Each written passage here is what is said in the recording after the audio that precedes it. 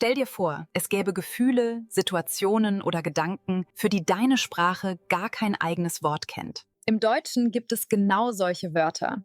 Manche sind so einzigartig, dass Menschen auf der ganzen Welt sie einfach übernehmen. Hi, ich bin Rosalita Elena und herzlich willkommen hier bei Deutsche Wortschätze. 10 deutsche Wörter, die fast unübersetzbar sind. Heimweh kennt fast jeder. Aber was ist das Gegenteil davon? Wenn dich plötzlich die Sehnsucht packt, irgendwohin aufzubrechen, obwohl du gar keinen bestimmten Ort meinst. Dafür gibt es im Deutschen das Wort Fernweh. Es bedeutet die tiefe Sehnsucht nach der Ferne, nach neuen Ländern, neuen Kulturen und neuen Erlebnissen. Ein einziges Wort für ein Gefühl, das Millionen Menschen kennen. Viele Sprachen haben dieses deutsche Wort einfach übernommen. Hast du schon einmal ein Gespräch geführt und danach stundenlang darüber nachgedacht, was du eigentlich hättest sagen sollen? Oder dir vorgestellt, was morgen alles passieren könnte? Willkommen im Kopfkino.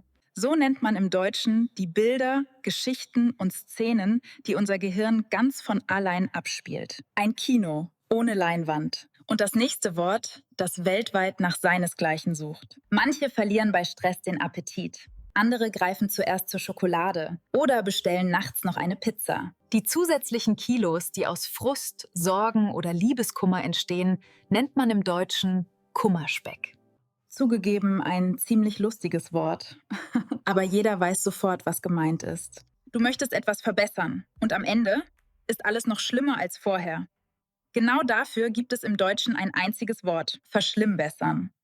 Es beschreibt einen gut gemeinten Versuch, der die Situation erst richtig verschlechtert. Manche Probleme löst man nicht mit Stärke, sondern mit dem richtigen Gefühl, zur richtigen Zeit. Im Deutschen nennt man das Fingerspitzengefühl. Gemeint ist die Fähigkeit, in schwierigen Situationen besonders feinfühlig, klug und taktvoll zu handeln. Ob bei der Arbeit, in einer Beziehung oder im Gespräch mit Freunden. Manchmal entscheidet genau dieses Fingerspitzengefühl über Erfolg oder Misserfolg. Stell dir vor, egal was du jetzt machst, es wird deine Situation verschlechtern. Genau dafür gibt es im Deutschen das Wort Zugzwang. Der Begriff stammt ursprünglich aus dem Schach. Dort beschreibt er einen Moment, in dem jeder mögliche Zug schlecht ist. Heute benutzen wir das Wort auch im Alltag, wenn wir handeln müssen, obwohl keine Entscheidung wirklich gut ist. Plötzlich hast du das Gefühl, dir läuft die Zeit davon. Du musst endlich eine Entscheidung treffen. Einen Partner finden, ein Haus kaufen, den Traumjob beginnen. Dieses Gefühl nennt man im Deutschen Torschlusspanik. Der Ausdruck stammt aus dem Mittelalter. Damals wurden die Stadttore abends geschlossen. Wer zu spät kam, blieb draußen. Heute beschreibt das Wort die Angst, wichtige Möglichkeiten im Leben zu verpassen. Man muss nichts beweisen. Es gibt Momente, in denen man sich einfach sicher fühlt. Man kann einfach sein, genau so, wie man ist. Für dieses Gefühl gibt es im Deutschen ein einziges Wort: Geborgenheit. Es bedeutet Wärme, Sicherheit, Vertrauen und Nähe.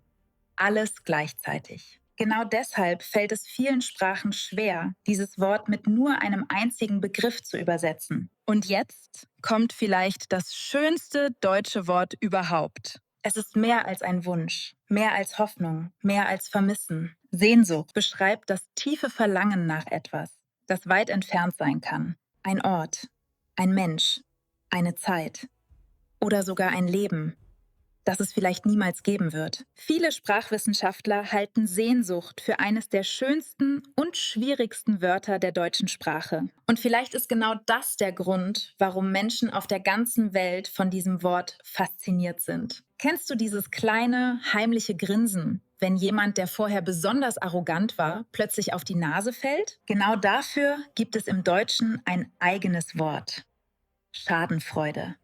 Es beschreibt die Freude über das Missgeschick eines anderen.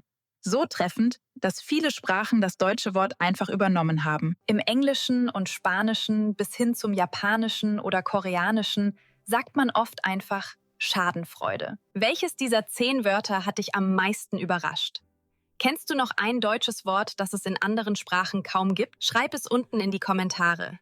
Vielleicht ist genau dein Vorschlag im nächsten Video dabei. Lass ein Like da, wenn es dir gefallen hat, und abonniere Deutsche Wortschätze, wenn du keine weiteren interessanten Videos mehr verpassen möchtest. Danke, dass du dabei warst. Ich wünsche dir einen schönen Tag. Bis zum nächsten Mal.